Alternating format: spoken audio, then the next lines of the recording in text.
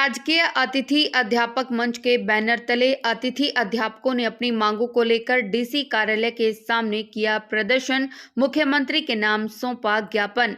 बता दें कि राजकीय अतिथि अध्यापक मंच के बैनर तले अतिथि अध्यापकों ने अपनी मांगों को लेकर डीसी कार्यालय कुरुक्षेत्र के सामने जमकर प्रदर्शन किया और डीसी को मुख्यमंत्री के नाम ज्ञापन भी सौंपा।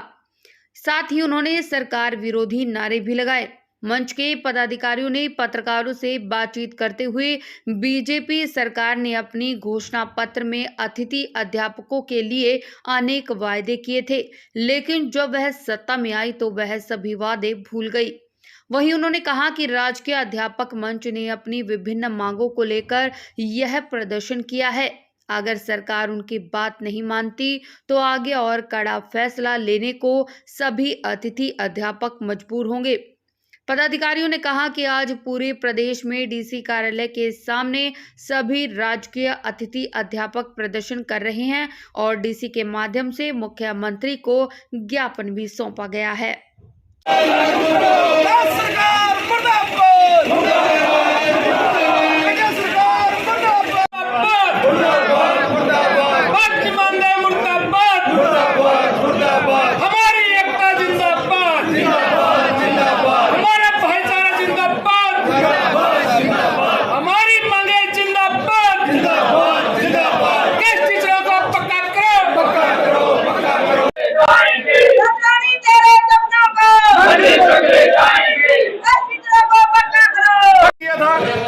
और साथी तभी से आंदोलनरत हैं। आज आपको एक बहुत बड़ी मैं आपको बधाई देता हूं कि साथी पहले थोड़ा अलग अलग बटे हुए थे या बनना था हमारे पास, और साथी एक मंच पर आए हैं। इसके लिए भी हम अपने संगठन की तरफ आपको क्रांतिकारी मुबारकें देते हैं। साथियों, कभी ऐसा आज तक हुआ नहीं जब कर्मचारी लामबंद हुआ है और सरकार ने कोई मांग ना मानी हो। और आज फिर मैं आपके जो संघर्षशील साथी हैं, जो ऊपर के अग्रणी पंक्ति के नेता हैं, उनको आश्वासन ये भी देता हूं भाई, जहां भी हरियाणा विद्यालय अध्यापक संघ की आप ड्यूटी लगाओगे तो मैं हरियाणा विद्यालय अध्यापक संघ की तरफ से अपने साथियों को लेकर आपके बीच में उपस्थित रहूंगा। साथियों, सरकार की नीति आपने देखा होगा, कच्चे लगाने की नीति ज्यादा हो गई है। जब से 2020 की शिक्षा नीति आई, सरकार ने सोच लिया भाई कौशल से भर्ती कर दो। गेस्ट टीचर हमारे 2006 से जॉब में हैं। सरकार को चाहिए था, जहां तक वादा भी करा 2014 में रामविलास शर्मा ने दिल्ली में वादा किया था, जो उस समय के वो अध्यक्ष थे, भाई मैं इनको पहली कलम से पक्का कर दूंगा। माननीय गृह मंत्री अनिल विज जी भी वहीं थे और हमारे शास्त्री जी उस समय वहां अनशन पर बैठे हुए थे। लेकिन इस बेतुकी सरकार ने पक्का करने की बजाय आज तक इनको वैसे का वैसा छोड़कर रखा है। साथियों, मैं आपको जरूर कहूंगा, 1 साल का समय है। 1 साल तक सरकार को ऐसे घुटनों के बल लाकर खड़ा कर दो तो साथ आपकी मांग जल्द से जल्द जरूर मांगी जाएगी और जहां भी हमारी जरूरत होगी हम पहुंचेंगे। बहुत बहुत आपका धन्यवाद। चाहे वो एजुकेशन डिपार्टमेंट हो, चाहे हॉस्पिटल डिपार्टमेंट हो, हर जगह हर कर्मचारी त्रस्त है, क्योंकि इनकी जो नीति है वो कर्मचारी के हित में नहीं है, ना आम आदमी के हित में है।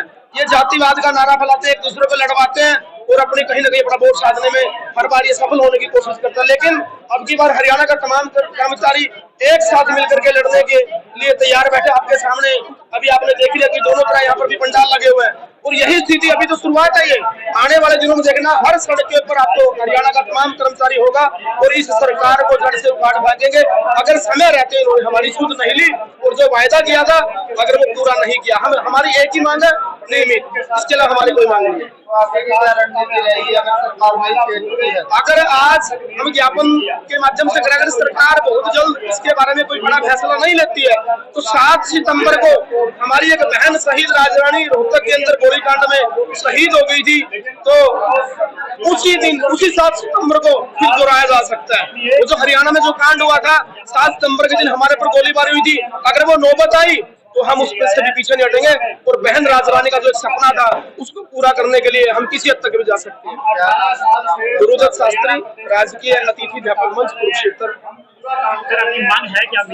हमारी एक ही मांग है, नियमित करें, बस। इसके अलावा हमारी कोई मांग नहीं है, क्योंकि हम 18 साल से तिल तिल मर रहे हैं, हमें टुकड़े हमारे आगे फेंके जा रहे हैं। और 18 साल के अंदर जो हम वहीं पर खड़े और पीछे जा रहे हैं। हमारे बच्चे बड़े हो गए हैं, घर में परिवार है, बुजुर्ग, ना हमें कोई मेडिकल है, ना हमें कोई ईपीएफ, हमें किसी प्रकार की कोई सुविधा नहीं दी जा रही। एक मुश्त हमें पे दी जा रही है, वो भी 1/3। तो 1/3 में हमारे परिवार का गुजारा बड़ी मुश्किल से चलता है। और हम सरकार से निवेदन करते हैं कि जो आपने अपनी मैनिफेस्टो में जो लेटर पैड पे लिख के दिया था कि 1 कलम से नियमित करो, वो अपना वायदा पूरा करें।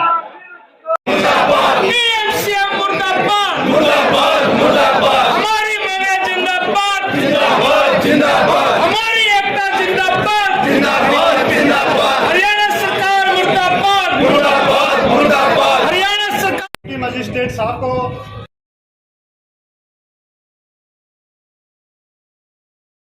हरियाणा प्रदेश के सरकारी स्कूलों में कार्य कर रहे हैं, पूरा काम करते हैं।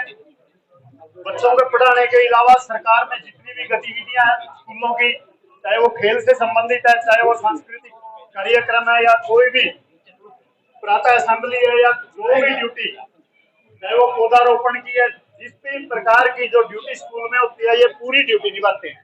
उसके अलावा सरकार की जितनी भी सामाजिक योजनाएं हैं, उन योजनाओं को भी ये अपनी ड्यूटी समझकर गली गली मोहल्ले घूम कर रही है, उसको भी पूरा करते हैं।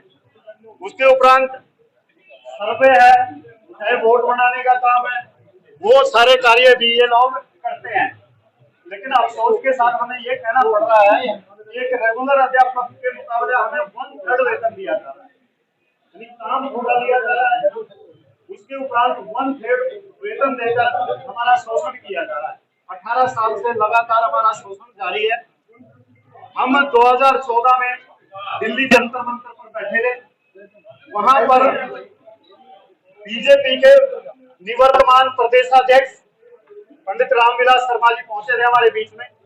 उन्होंने मेरे नाम से ही राजेंद्र शर्मा शास्त्री के नाम से लिख के अपनी लेटर पैड पर दिया था कि जैसे ही हमारी सरकार सत्ता में आएगी, शास्त्री जी आप यहाँ से उठ जाइए, ये कांग्रेस की सरकार संवेदनहीन सरकार है, ये आपकी बात नहीं मानेगी, हम सत्ता में आएंगे और पहली कलम से आपको नियमित करेंगे। लिख कर दिया। फिर हमने उनसे रिक्वेस्ट की कि आप घोषणा पत्र, वो कहने लगे जब हमने लिख के दिया घोषणा पत्र में भी आपको शामिल किया जाएगा। 2014 के घोषणा पत्र में भी हरियाणा प्रदेश के तमाम गेस्ट टीचरों को रेगुलर करने के लिए लिखा गया। उसके बाद जैसे ही बीजेपी की सरकार सत्ता में आती है, सत्ता का नशा इतना आंखों पर चढ़ जाता है कि वो वायदा लिखित वाला भी और वो घोषणा पत्र वाला भी सारा का सारा खत्म हो जाता है। हमने बार बार फरियाद की, लेकिन सरकार ने हमारी नहीं सुनी। वो 18 साल से हमारा शोषण लगातार जारी है। तो हम अब फिर ये हरियाणा प्रदेश के सभी 22 के 22 जिलों मुख्यालयों पर आज हमारा प्रदर्शन है। उसी कड़ी में कुरुक्षेत्र में भी हमारा ये प्रदर्शन है। इस प्रदर्शन के माध्यम से आपके माध्यम से ये रिक्वेस्ट की जा रही है कि ये शोषण के शिकार है, आपने वायदा भी किया था, ये पूरी योग्यता रखते हैं, पूरा काम करते हैं। तो इनकी ये फरियाद आपके माध्यम से माननीय मुख्यमंत्री जी के पास पहुंचे और उनका जो वायदा किया हुआ वो वायदा पूरा करे और हमें नियमित करे। नियमित की एक सूत्रीय मांग को लेकर हम आज अपना ज्ञापन आपके माध्यम से सौंपने के लिए आए हैं और आशा करते हैं कि जिस अपेक्षा से हम आपके पास आए हैं उस अपेक्षा से आप हमारा ये ज्ञापन वहां पहुंचाएंगे और आपकी रिकमेंडेशन भी, आप स्ट्रांगली रिकमेंडेशन हमारी फरियाद की आप करेंगे इस पर, और माननीय उपायुक्त महोदय की भी रिकमेंडेशन इस पर हो कि भी इन लोगों की आवाज सुनी जाए और वास्तविकता में ये इसके लिए पात्र हैं, इसकी योग्यता भी रखते हैं। और 18 साल का शोषण कोई कम नहीं होता। राष्ट्र निर्माता कहा जाने वाला अध्यापक यदि शोषित होगा तो बच्चों का भविष्य बनाने में कितना वो सक्षम हो पाएगा जब उसका ही भविष्य सिक्योर नहीं है। तो हम आज ये ज्ञापन सौंपने के लिए आपको आए हैं। आशा करते हैं 2 शब्द आप भी कहेंगे।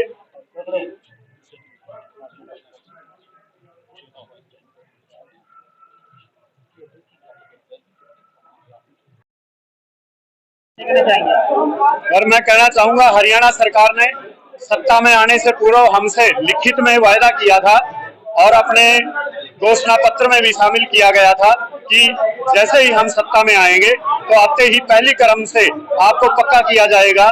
यहाँ तक कहा था कि भी 4 साल का, 6 साल का, 8 साल का, 10 साल का आपका जो एरियर है वो भी दिया जाएगा। लेकिन दुर्भाग्य से हरियाणा सरकार सत्ता में आते ही वो अपना वायदा भूल गई और लगातार 9 साल हो गए सत्ता में सरकार को बने हुए और अपना जो वादा है वो याद नहीं रहा।